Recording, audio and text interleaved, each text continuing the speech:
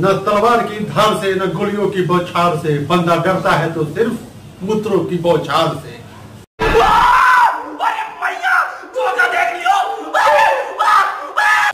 ये आज के जमाने का डायलॉग हो गया है। चुड़की काट कर सिखा काट कर और मूत्र का छिड़काव कर मनुष्य का शुद्धिकरण किया जाए, यहाँ कहाँ का इंसाफ है?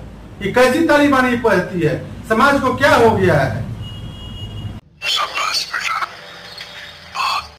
क्या समाज से आत्मीयता मर चुकी है? आज के युग में हम लोग जानवर पर भी मूत्र विसर्जित नहीं कर सकते हैं, तो ये क्या हो रहा है? मनुष्य पर मूत्र का छिड़काव कर रहा है, क्या गंगा जल है? तुम्हें शर्म है? जी हाँ, हम बात कर रहे हैं इटावा के दादरपुर गांव की, जहां 2 कथावाचकों को चुटकी काट कर और मूत्र द्वारा छिड़काव कर उनका शुद्धिकरण किया गया। यह कलयुग का अंत हो चुका है। अब धरती पर से मनुष्य का विनाश निश्चित है, क्योंकि मनुष्य का दुश्मन हो गया है। नहीं। उनकी गलती, कथावाचक की गलती सिर्फ इतनी ही थी कि अपनी जाति छुपाकर कथावाचन कर रहे थे। ये दोनों कथावाचक जादव जाति के थे, जो ब्राह्मण समाज में जाकर कथावाचन कर रहे थे। जब इसकी जानकारी वहाँ के ब्राह्मणों को हुई, तो वह दोनों नकली बाभनों को, कथावाचकों को चुड़की काट कर उसके बाद में मूत्र का छिड़काव कर इनका शुद्धिकरण किया गया।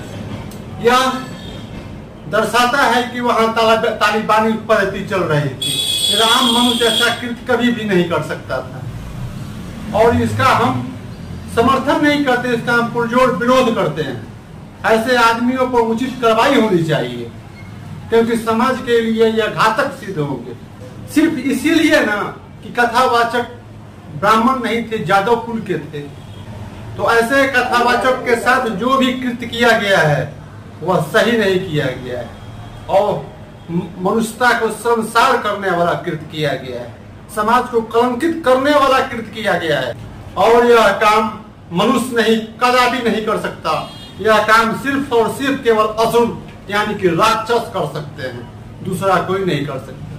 अगर इस तरह का कार्य होता रहा तो मनुष्य का दुश्मन बन जाएगा।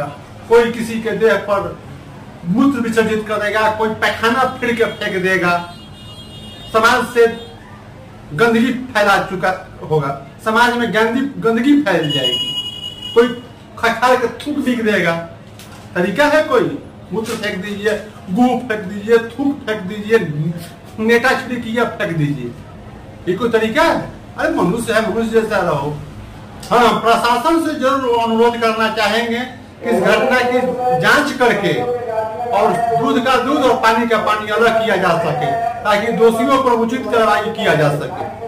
और इस कांड में आग में घी डालने का काम गगन यादव ने किया है, जो अपने आप को अहिर रेजिमेंट का संस्थापक बताता है। उसने ही भोले भाले इटावा के ग्रामीण जनता, ग्रामीण बच्चों को बहला फुसलाकर और प्रशासन पर हमला करवाकर प्रशासन उनको अपराधी बना दिया। यह सारा का सारा दोषी गगन यादव है।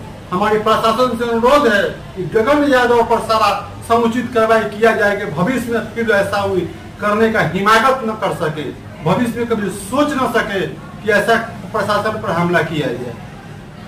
बच्चों का कोई दोष नहीं है, इटावा के यादव बच्चों का कोई उसमें दोष नहीं है। वो तो बहकावे में आ गए, गगना बहका लिया, उनको लेके चल दिया। जात जात की लड़ाई में समाज को कलंकित कर दिया। अब हमें कहीं मुंह दिखाने लायक नहीं छोड़ा है बिहार, इंडिया से बाहर। इसी के साथ अपने शब्दों को विराम देते हुए जय हिंद, जय भारत।